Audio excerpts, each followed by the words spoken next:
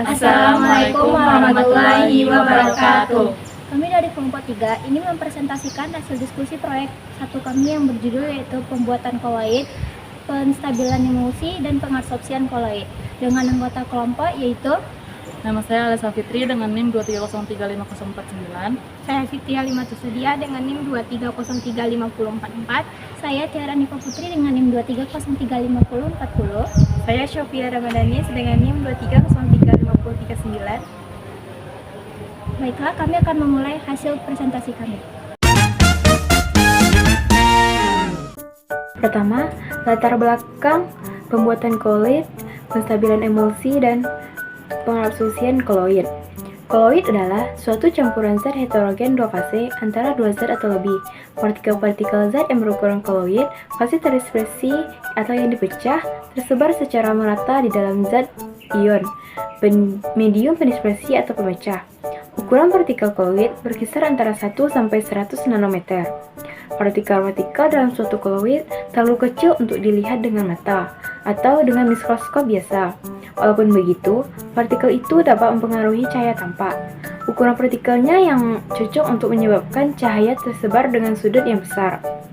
Ciri penting dari partikel koloid adalah tingginya nisbah antara luas permukaan dengan volumenya. Suatu koloid selalu mengandung dua fase yang berbeda, mungkin berupa gas, cair, atau padat.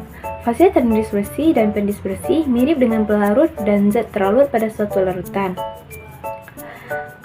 Jenis-jenis koloid.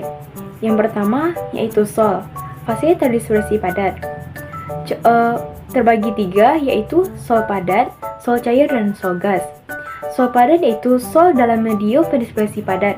Contohnya paduan logam, galas warna, dan tinta hitam. Yang kedua yaitu sol cair, sol dalam medium pendispersi cair. Contohnya cat, tinta, dan tepung. Yang ketiga yaitu sol gas, yaitu sol dalam medium pendispersi gas. Contohnya yaitu debu di udara dan asap pembakaran. Jenis sol yang kedua yaitu emulsi atau fase terdispersi cair. Terbagi tiga yaitu emulsi padat. Contohnya yaitu jeli, keju, mentega, dan nasi. Yang B yaitu emulsi cair. Contohnya susu, mayonaise, dan krim tangan. Yang C yaitu emulsi gas. Contohnya hairspray dan obat nyamuk. Jenis koloid yang ketiga yaitu buih atau fase terdispersi gas. Yang A, buih padat. Contohnya batu apung, marshmallow, karet busa, dan styrofoam. Yang B, buih cair. Contohnya putih telur yang dikocok, lalu busa sabun.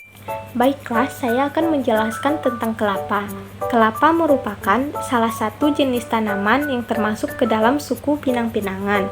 Seluruh batang pohon kelapa dapat dimanfaatkan, mulai dari bunga, batang, pelepah, daun, bahkan akarnya dapat dimanfaatkan.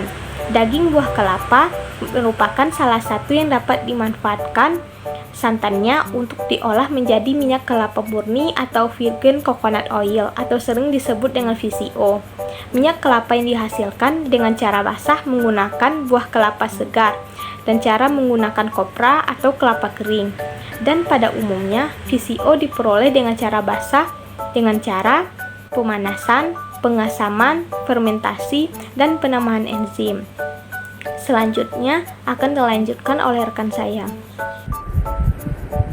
Baiklah, dalam rancangan proyek ini kami mengenal diantaranya gelas piala 500 ml, gelas piala 250 ml, outlet sebagai pemanasan untuk anil, potong pengaduk, corong, dan termometer untuk mengukur suhu.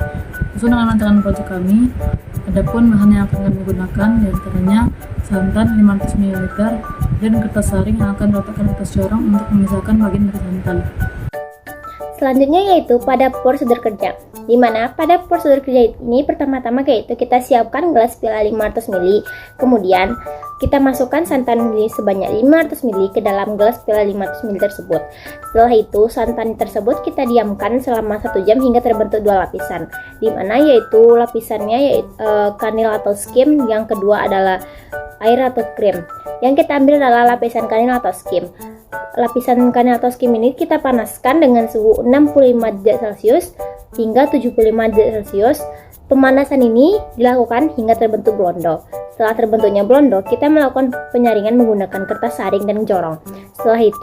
Setelah dilakukannya penyaringan, kita lakukan pengamatan apakah itu sudah murni yang kita dapatkan adalah minyak VCO atau belum.